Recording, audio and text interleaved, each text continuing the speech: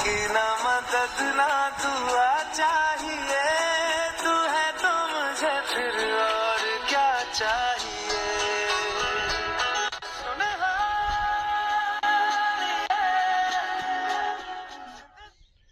तू है तो मुझे फिर क्या चाहिए। लेकिन आप लोगों को कितना ही कुछ दे दें, उनकी आशा रहती है कि थोड़ा सा और मिल जाए। और यही आशाएं रहती थी रेडियो श्रोताओं की जब वो रेडियो पर गीत वगैरह सुनते थे। तो जो रेडियो प्रस्तुत करने वाले होते थे वो वैसे तो हर गाने की जानकारी देते थे, बोल किसके हैं, गाया किसने है, संगीत किसने दिया है, किस फिल्म का गीत है, हम कौन से आकाशवाणी केंद्र से बोल रहे हैं।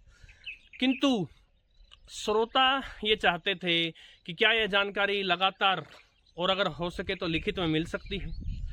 जी हाँ, इसी चीज को पूरा करने के लिए प्रारंभ हुआ रेडियो डाटा सिस्टम या फिर रेडियो डेटा सिस्टम RDS। नमस्कार मित्रों, मैं प्रविंदर शिवराण प्रस्तुत हूँ लेकर संभवतः है भारत का पहला वीडियो जो RDS के बारे में आपको जानकारी देगा, रेडियो डेटा सिस्टम के बारे में आपको जानकारी देगा।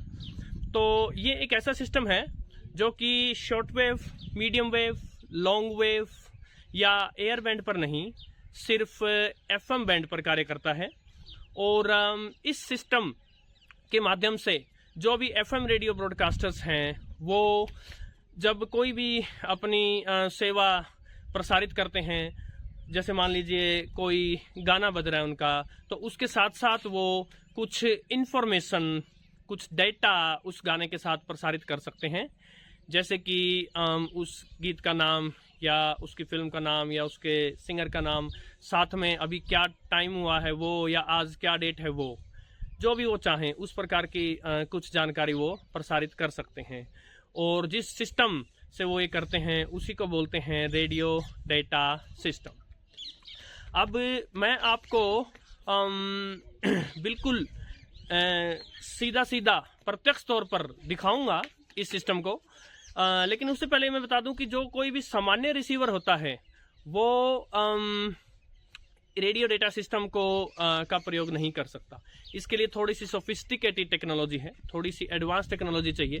तो इसके लिए वो रेडियो जिनमें एडवांस टेक्नोलॉजी है, नंबर एक, और दूसरा जिनमें कोई LCD टाइप या LED जो भी डिस्प्ले कुछ है जिस रेडियो में वो इस सिस्टम को प्रयोग कर सकते हैं। तो जैसे मेरे पास है एक्सेस डेटा का D808, तो ये रेडियो RDS का प्रयोग कर सकता है। तो आइए देखते हैं कैसे प्रयोग होता है RDS।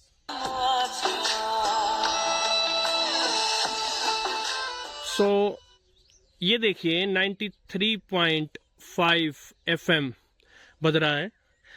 अब सबसे पहली बात तो ये कि ये जो आप छोटा सा सिंबल देख रहे हैं जो लेटाया हुआ S टाइप है, या जो साइंस जानते हैं इन्फिनिटी टाइप जो सिंबल दिख रहा है, यही है रेडियो डेटा सिस्टम का सिंबल। ओके, अभी जैसे जैसे मैं इसके इन्फो को प्रेस करूंगा इसमें अलग अलग इन्फॉर्मेशन आएगी जो कि 93.5 FM प्रसारित कर रहा है। जैसे कि मैंने इन्फो को एक बार प्रेस किया तो ये देखिए ये सॉन्ग चल रहा है रिश्ता।